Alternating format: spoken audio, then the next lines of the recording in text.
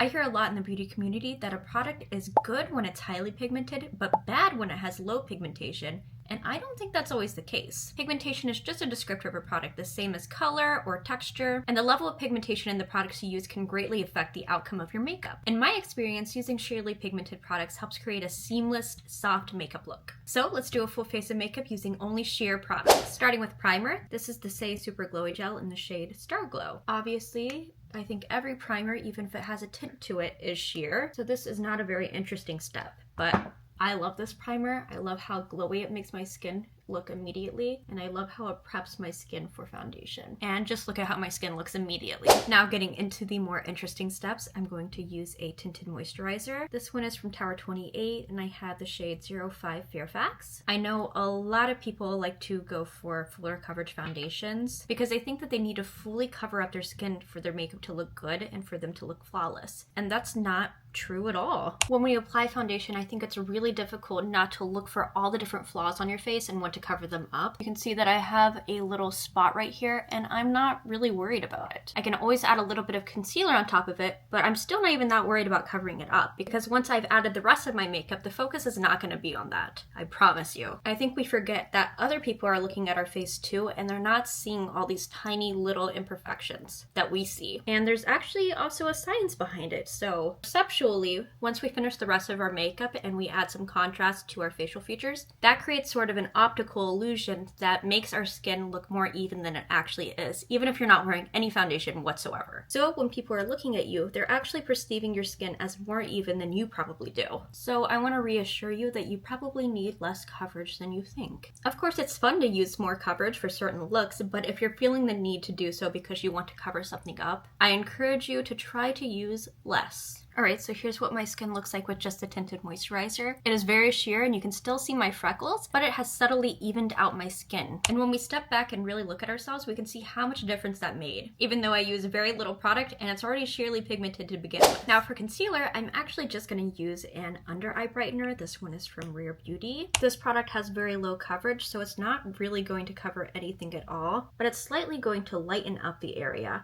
which is going to make our eyes appear brighter and healthier. If you have darker circles than I do, you could definitely use a color corrector too, or an actual concealer, but you don't always need to use something super full coverage, right? Like this is super subtle, but I think it looks really nice with the look we're going for. And here's what my under eyes look like after the under eye brightener. There's still some darkness there, but I'm not concerned about it. You have to trust that everything will come together in the end. Now we can get into the fun parts of the base makeup. So starting with bronzer, I'm using the Soft Sculpt Transforming Skin Enhancer from Makeup by Mario, which is one of my favorite products. And it's just a very, very sheer bronzer. So I picked up a little bit on my brush and I'm going to start stippling this into my skin, and you can see how subtle that is immediately. It's going to warm up my skin a little bit, but it's not going to look like I just put a bunch of bronzer on my face. Sometimes I want a really bronzy look and this is not going to achieve that.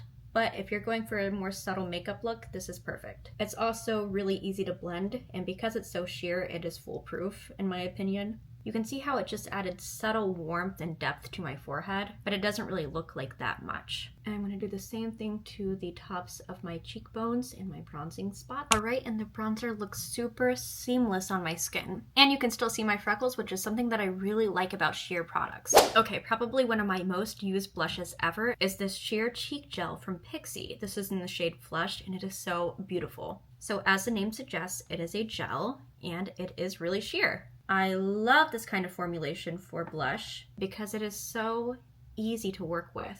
And because it's a gel, it doesn't change the coloring of my freckles at all. So I picked up a little bit on my finger and I'm just tapping this into my skin. And it's subtly adding some color, but because it's so sheer, it's really, really skin-like.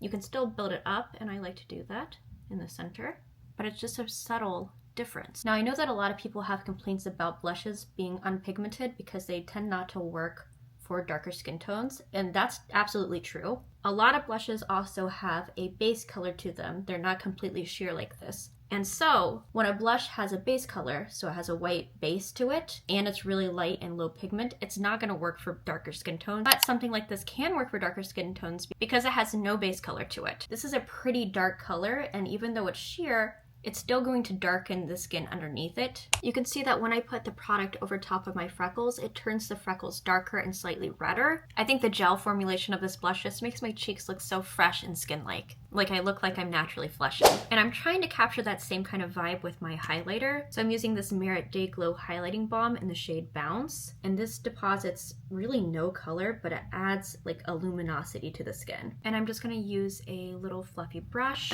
tap this into the high points of my face that I want extra glow. My skin is already very glowy, so I don't really need this step. It just creates a nice sheen to the skin. And you can see that I added no color there. There's no white base or anything, so it just looks completely like skin. Using a sheer balmy highlighter like this just creates a really dewy look rather than glitter. And I do want to use a little bit of powder, so of course I'm going to use a translucent powder. This one is from Pat McGrath in the shade Light. And I just picked up a little bit on a small brush, and I'm going to put this only in the places that I want to set. So pretty much just under my eyes. I don't want to diminish the glow that I achieved with all the other base products, so I'm not putting this all over the place.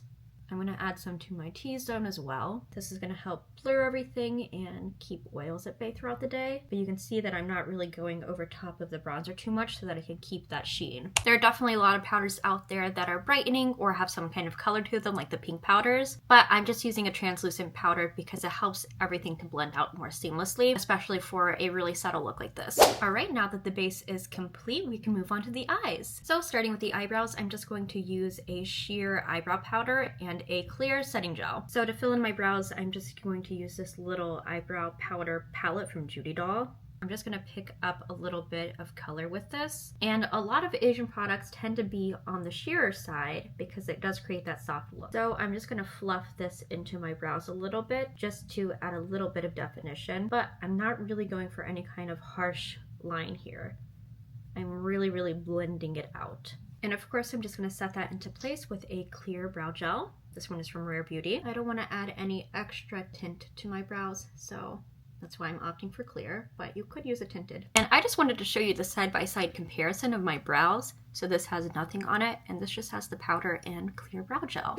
All right, now that the eyebrows are complete, we can work on the eyeshadow. So I'm gonna take whatever's left on my foundation brush and just run that over my eyelid to prep it a little bit. And for my eyeshadow, I'm going to use a Korean palette. This one is from Wake Make. This is the Soft Blurring Eye Palette in the shade Cocoa Blurring. And a lot of people think Asian eyeshadows are poor quality because they're sheer, and that's just not true. These are beautiful eyeshadows. Now, obviously, if you're looking for a really pigmented eyeshadow, you're not going to like Asian eyeshadows. It's not for you. But that doesn't make them poor quality just because it's not your preference. Even though this is really sheer, I'm still getting color out of it. You can still see it on my eyes, but it's a really soft eye look. And I'm just fluffing this all into my crease and a little bit on my lid as well. I want everything to look really soft and blended, nothing harsh and nothing too dark. I'm actually going to add that same color under my lower lash line just to add some depth to my eye. And because it's so sheer, it's really hard to mess up. Just adds a little something. And to further spruce up the eye look, I'm going to use the Urban Decay Moon Dust eyeshadow in the shade Cosmic, which is a white glitter, but it has a sheer base. So it's not like adding white eyeshadow onto your eye with glitter. It's just the glitter particles. So this is what's known as a glitter topper, and they're usually pretty sheer. So I'm just going to tap this onto my eyelid, and I like to focus it right in the center, and I kind of bring it up into the middle like a beam.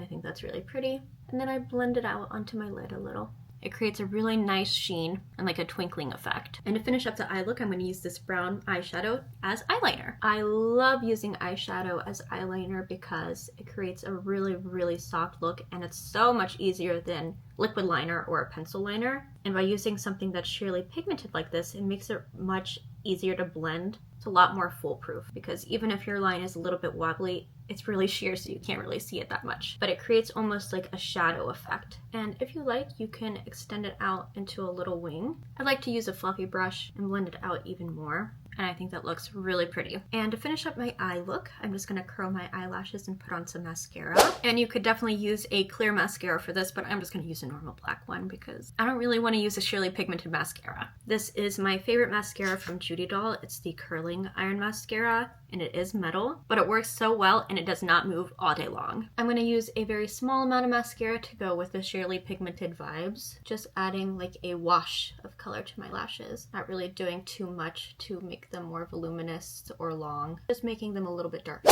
And finally, to complete the look, I'm just going to add a sheerly tinted lip balm. This one's from Edam in the shade Bisop Glaze. Really pretty, very red color. I feel like it coordinates really well with the blush and it adds some intensity to this look while still remaining really soft because it's sheer.